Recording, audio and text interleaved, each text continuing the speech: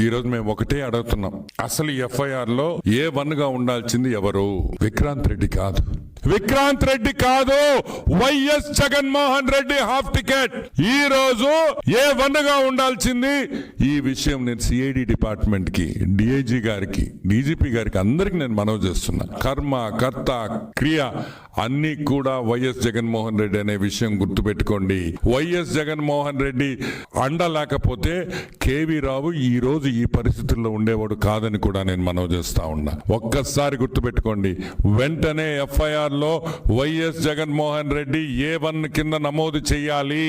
ఎందుకంటే జరిగిన ఈ కుట్ర తాడేపల్లి ప్యాలెస్ లో బయట కాదని కూడా నేను మనవి చేస్తున్నా. 1000 కోట్లు 8 కోట్లు అయిందంటే, ఫైన్ అయిందంటే అది జగన్మోహన్ రెడ్డి హస్తం కాకుండా ఏ విధంగా అయిందనే విషయం మేము ఈ రోజు ప్రశ్నిస్తున్నాం.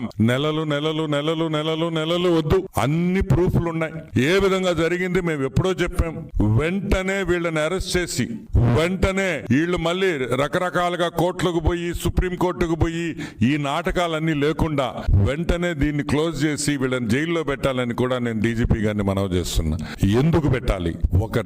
ఒక ఇండస్ట్రియలిస్ట్ ఈ చేసిన తప్పు చేసిన వాళ్ళు జైలుకి పోతే మిగతా ఫ్యాక్టరీలు పెట్టుకునేవాళ్ళు, మిగతా ఇండస్ట్రీస్ పెట్టుకునేవాళ్ళు కొంచెం ధైర్యం వస్తుంది.